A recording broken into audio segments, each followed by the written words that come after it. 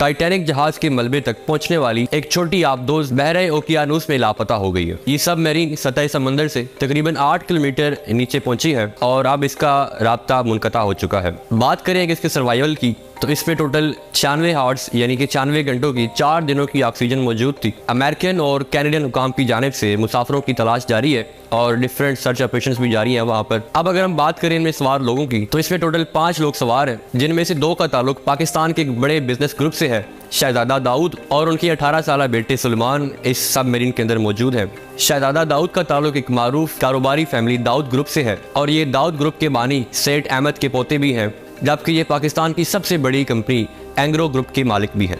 ये खानदान पाकिस्तान के इलियट क्लास खानदानों में से ताल्लुक रखता है। इवन के अयूब खान के दौर के 22 अमीर तरीन खानदानों में से इनका भी ताल्लुक था। पाकिस्तान में मौजूद एंग्रो कॉर्पोरेशन के वाइस चेयरमैन होने के साथ साथ कैलिफोर्निया में मौजूद सिटी नामी एक तहकीकाती कंपनी की ट्रस्टी भी है और ये कंपनी बेसिकली खलाई मखलूक की तलाश में काम करती है। अब इस सबमरीन में सवार बाकी 3 लोग भी काफी मशहूर और बिलियनियर हैं। अब जिस सबमरीन में ये लोग सवार होकर ओशन की गहराई में गए हैं उसको ओशन गेट नामी एक कंपनी ने तैयार किया है। अब जिस तरह इसमें इलियट क्लास के लोग भी सवार थे, उसी तरह इस आबदोज को भी हाई स्टैंडर्ड का माना जाता है, जिसमें फौजी आबदोजों की बनिस्बत ज्यादा गहराई में जाने की सलाहियत है। यानी कि एक अंदाजे के मुताबिक 4000 किलोमीटर तक गहराई में जा सकती है, जबकि नॉर्मल कोई भी सबमरीन या फौजी सबमरीन 2 से 3000 मीटर की गहराई तक जा सकती है और ये 4000 मीटर तक जाने की सलाहियत रखती थी। जबकि इसका नाम टाइटन है और ये टाइटेनियम और कार्बन फाइबर से तैयार की गई है। इसके अंदर एक हर मुमकिन मुसीबत से निपटने के लिए सलाहियत मौजूद थी। ये रोजाना की बुनियाद पर अपने अंदर मौजूद खराबियों का भी जायजा खुद ब खुद ले सकती है। अब टेस्टिंग के गर्ज से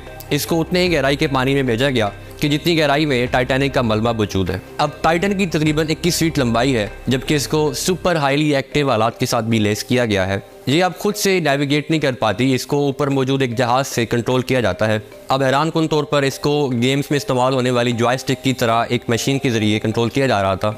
अब जब समुद्र के ऊपर मौजूद जहाज को इससे सिग्नल रिसीव होना बंद हुए तो तब उसके बाद इसके लापता होने का ऐलान कर दिया गया। कंपनी अपने आप के तौर पर भी इसकी तलाश में मौजूद है, क्योंकि अमेरिकन और कैनेडियन हुकाम से ज़्यादा उनको इस इलाके की इन्फॉर्मेशन है। अब बिलाशुबा ये एक इंतहाई जदीद आबदोज है। इससे पहले इस तरह की एडवांस किस्म की आबदोज को इस्तेमाल नहीं किया गया। इस बात का अंदाज़ा आप इस बात से लगा सकते हैं कि इसको 2019 में तैयार कर लिया गया था और स्टेट के पास अभी तक इसको सर्टिफाइड करने के लिए उस लेवल के स्टैंडर्ड मौजूद ही नहीं है और उन स्टैंडर्ड को लाने के लिए भी कई साल लग सकते हैं। यानी कि मौजूदा टाइम से भी ज़्यादा ये एडवांस किस्म की आबदोज मानी जाती है। अब ऐसा भी नहीं है कि ये पहली दफ़ा समुद्र की इतनी गहराई में गई है। मजमूई तौर पर इसका ये तीसरा राउंड था। इससे पहले जब 2021 में इसको टाइटैनिक के मलबे को देखने के लिए भेजा गया था तो उस वक्त मुसाफिरों से $1 से $1.5 लाख वसूल किए गए थे और अब इसकी टिकट $2.5 लाख बताई जाती है। यानी कि ये दोनों पाकिस्तानी $5 लाख पे करके इस मौत के मुंह में गए हैं। अब इस आबदोज का मिशन क्या था, उससे पहले आपको टाइटैनिक का पता होना चाहिए। टाइटैनिक अपने दौर की सबसे लग्जरियस और बड़ी शिप मानी जाती थी और उसके हवाले से भी काफ़ी सारे क्लेम किए जाते थे कि ये अनसिंकेबल है, डूब नहीं सकती।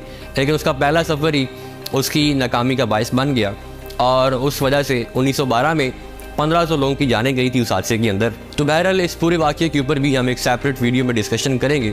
अभी का मुद्दा ये है कि इस सबमरीन का क्या मिशन था। अब बेसिकली इस टाइटैनिक का मलबा 4000 मीटर की गहराई में मौजूद है और इस सबमरीन को इसके विजिट के लिए भेजा गया था और ये गहराई इतनी है कि यहाँ पर किसी भी आम इंसान का जाना पॉसिबल ही नहीं है और ज़िंदा रहने का तो सवाल ही पैदा नहीं होता, क्योंकि आप पानी के अंदर जितना जाएंगे उतना उसका प्रेशर बढ़ता जाता है। क्योंकि इंसान एक समुद्र की खास हद तक जा सकता है, उसके बाद उसकी बॉडी प्रेशर को बर्दाश्त नहीं करती और उस प्रेशर की वजह से इंसान की हड्डियां भी टूटना शुरू हो जाती हैं। अब टाइटैनिक के मलबे को जांचने के साथ साथ समुद्र में मौजूद इन बहरी जहाज़ों की माहौलियाती तब्दीली को भी जांचने का मकसद था इस सबमरीन का। तो बहरहाल जैसा कि अथॉरिटीज़ की जानिब से बताया जा रहा है कि इस आबदोज के अंदर सिर्फ 4 दिनों की ऑक्सीजन मौजूद थी, तो आने वाले चंद घंटे इंतहाई अहमियत के काबिल है। तो हम उम्मीद करते हैं कि कोई अच्छी खबर सुनने को मिलेगी। बहरहाल अगर फैक्चुअल चीज़ें देखी जाएँ तो इसमें बचने के बहुत ही कम चांसेस हैं।